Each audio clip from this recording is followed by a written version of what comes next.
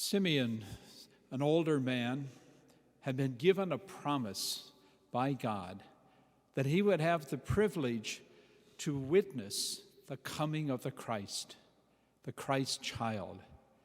And you can only imagine how he's prayed every day, looking, watching, hoping, anticipating, wondering, when will it happen?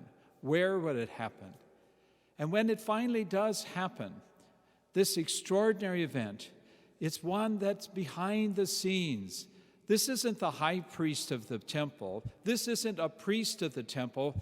This is a man, as we hear, just and righteous, a good man, blessed by God in the hope of praying for the Christ. Because this has been the prayer of Israel. Through the centuries, they were waiting for the Messiah. And finally, this message, almost too good to be true, is given to Simeon. And now he sees this young couple, this little baby. It probably doesn't look like hardly any other young family coming for this special ceremony, presentation of the Lord Jesus in the temple. And yet, God now touches Simeon in such ways, directs him to this young family. And these beautiful words that we hear, the words of Simeon, Lord, now let your servant go in peace. Your word has been fulfilled. My own eyes have seen the salvation which you have prepared in the sight of everyone, a light to reveal you to the nations and the glory of your people Israel. These words of Simeon represent Israel, the people of Israel, who were waiting, hoping, and looking for the Christ. And now it happens. And it happens in a public place, but in a very private way.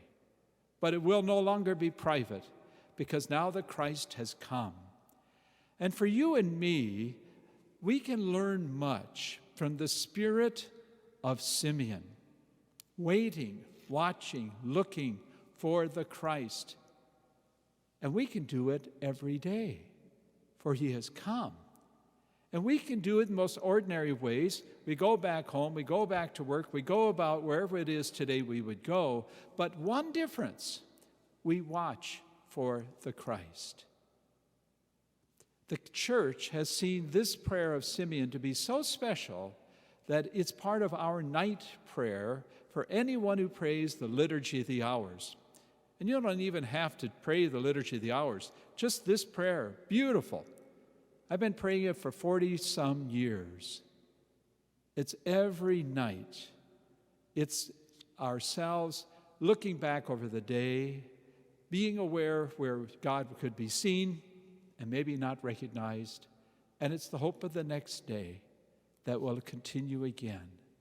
And so I invite you today to be aware of an older man, Simeon, an older woman, Anna, 84 years old, how the two were privileged to behold the coming of the Christ child in their lifetime. And I invite you especially to be aware of how we can be watchful as they were, to recognize that presence of the Lord. Here at Mass, in the Word proclaimed, the sacrament received, but throughout this day, may we live in the spirit of Simeon.